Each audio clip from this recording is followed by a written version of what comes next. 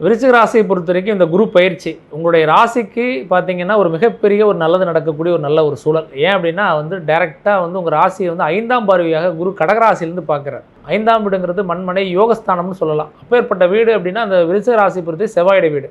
நீங்கள் நிறைய நேரங்களில் நிறைய மனக்குழப்பத்தோடு தான் பயணிக்கிறீங்க. எதை செய்தாலுமே ஒரு வெற்றி இல்லாமல், எதை எடுத்தாலும் தோல்வி மட்டுமே சந்திச்சுக்கிட்டு, எனக்கு மட்டும் ஏன் இப்படி நடக்குது, நான் எந்த துரோகம் நான் யாருக்கும் நினைக்கல, எந்த கெடுதல் நான் யாருக்குமே பண்ணலை, என்னுடைய வாழ்க்கையில் மட்டும் ஏன் இவ்வளோ பிரச்சனை வருது, எனக்கு மட்டும் விடிவு காலம் வராதா அப்படிங்கிற ஒரு கேள்வி விருச்சிக ராசிக்காரங்க கேட்டுகிட்டே இருக்கிறாங்க. அப்போ என்ன அப்படின்னா உங்களுடைய ஆளுமை கட்டாயமாக அதிகரிக்கும்.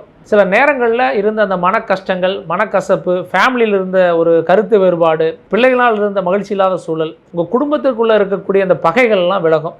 அதே அளவுக்கு பார்த்தீங்கன்னா சொந்தமாக மண்ணோ மனையோ பொண்ணோ பொருளோ ஏதோ ஒன்று இந்த நேரங்களில் வாங்குவீங்க. கடன் ஒரு பக்கம் இருக்கத்தான் செய்யும். பட் அந்த கடன் உங்களுக்கு சுப கடனாக மாறும். அதே மாதிரி தொழில் தொடங்குறதுக்கு மனைவிக்கு ஒரு சப்போர்ட் பண்ணி கொடுப்பீங்க. மனைவி கணவருக்கு தொழில் செய்கிறதுக்கு சப்போர்ட் பண்ணி கொடுப்பாங்க. எக்ஸாம்பிள் இந்தப்பா நகையை வச்சுக்கப்பா அப்படின்னு மனைவி கொடுக்கலாம். கணவர் இல்லை நீ ஏதோ ஒன்று பண்ணு, சும்மாவே இருக்காது, ஏதோ ஒன்று பண்ணு அப்படின்னு சொல்லி அவங்களுக்கு ஒரு வாய்ப்பை ஏற்படுத்தி கொடுக்கலாம். இந்த மாதிரியான உறவுகள் மேம்படும். கண்டிப்பாக உங்களுடைய எதிர்பார்த்த அளவுக்கு மன மகிழ்ச்சி கொடுக்கக்கூடிய நல்ல காலம்.